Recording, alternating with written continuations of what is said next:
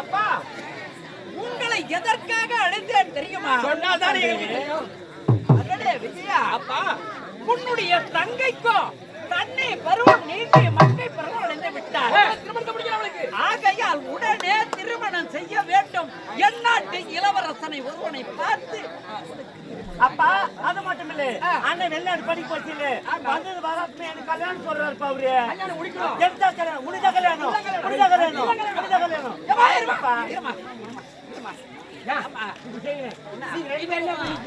அறிவு கட்டவிட அண்ணன் தான் இதனை கல்யாணம் பண்ணிக்கோங்க. ஒரே மனமேல ரெண்டு எனக்கு ஒரு பெண்ணு அவருக்கு ஒரு மாப்பிள்ளை. என்னப்பா மகளே விஜயா, சொல்லுங்கப்பா. உனக்கேற்ற மணமகளை ஒருவனை தேர்ந்தெடுத்து விட்டேன். ஆமா, என்னுடைய மகன் அயல்நாடு சென்று வந்திருக்கிறார். ஆகையால் நாட்டிய கலை உருவாக்க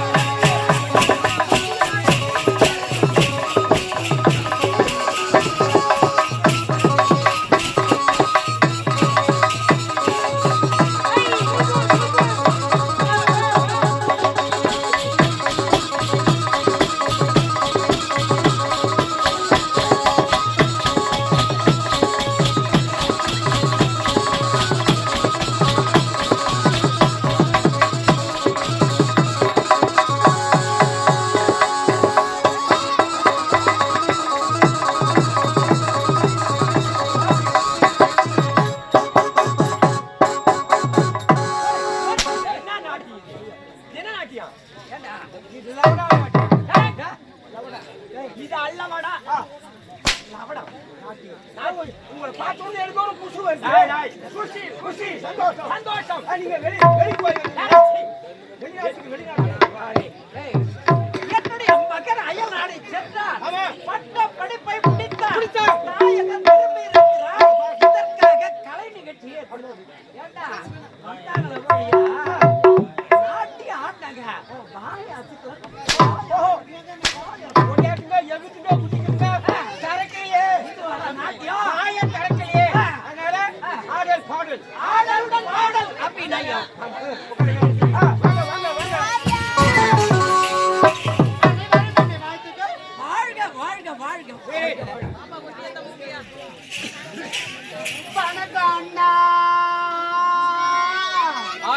தங்கச்சி.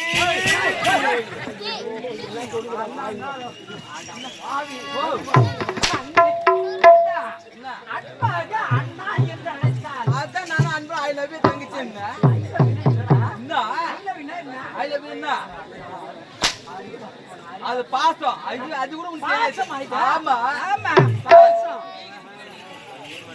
வணக்கம் பெரியவரே. நீ எனக்கு திட்டமான வேற.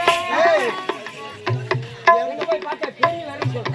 எனக்கு பெரிய வேலையா இருக்கு, உனக்கு எப்படி தெரியும்? ஏய், அதே சொன்னேன், வயதில் மூத்தவரேன்னு சொன்னேன். வயசுல பெரியவரே. ஆமா ஆமா. இது பெரிய வேறனா எனக்கு பெரிய வேலையா இருக்கு, உனக்கு எப்படி?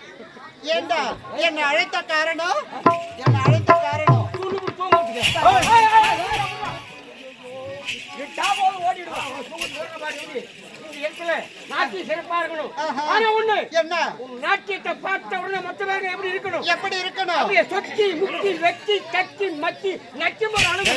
நன்றி சொல்ற மாதிரி இருக்கணும். ஏய், அது மட்டுமா உன் நாட்டை நீ காட்டு காட்டு. காட்ட காட்ட இங்க இருக்கிற பசங்க எல்லாம் அப்படி நட்டுக்கணும். என்னதுடா? அது கண்கள் கண்கள். ஆமா உன் நாட்டை நீ ஆரம்பி. ஆகட்டும். ஏய். தோட்டத்திலே கொண்டதனத்திலே எதுக்கு பாடுறியா?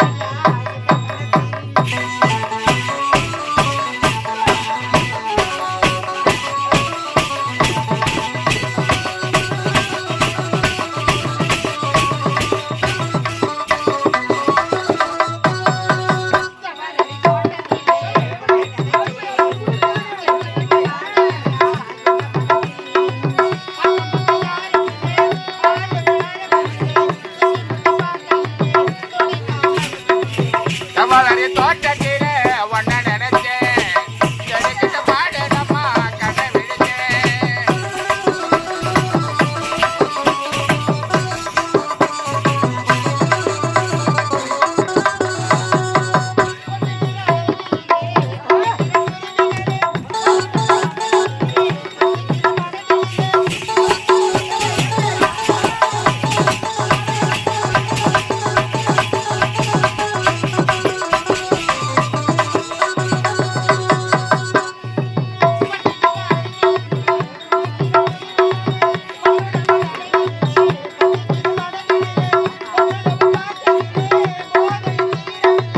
கொல்லமே